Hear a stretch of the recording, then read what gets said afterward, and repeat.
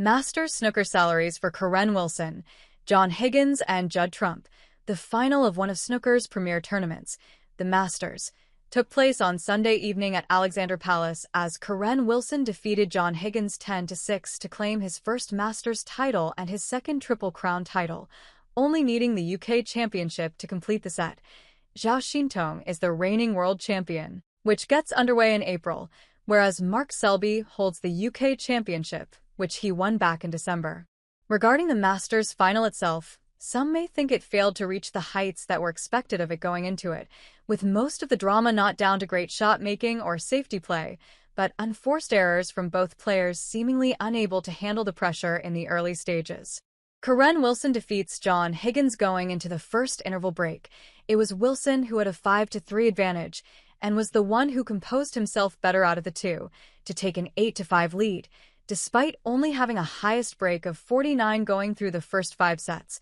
Higgins was unable to replicate his comeback victory over Mark Selby in the last round, as Kyren Wilson took a 9-5 lead after a break of 78, and although Higgins would get a frame back from a half-century break of his own, Wilson closed out the match in the 16th frame with a break of 21 to seal the Masters title.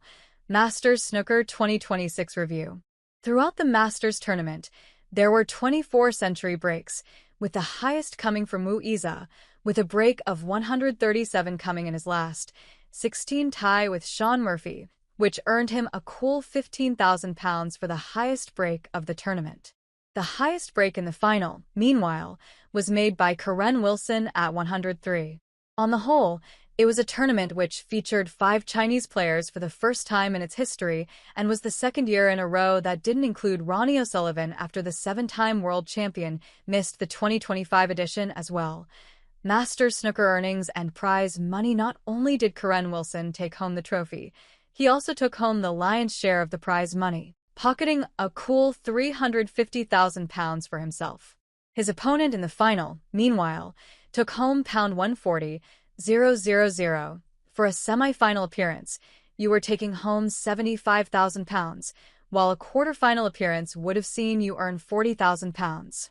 If you were unsuccessful in the very first round, the last 16, you would have earned £25,000.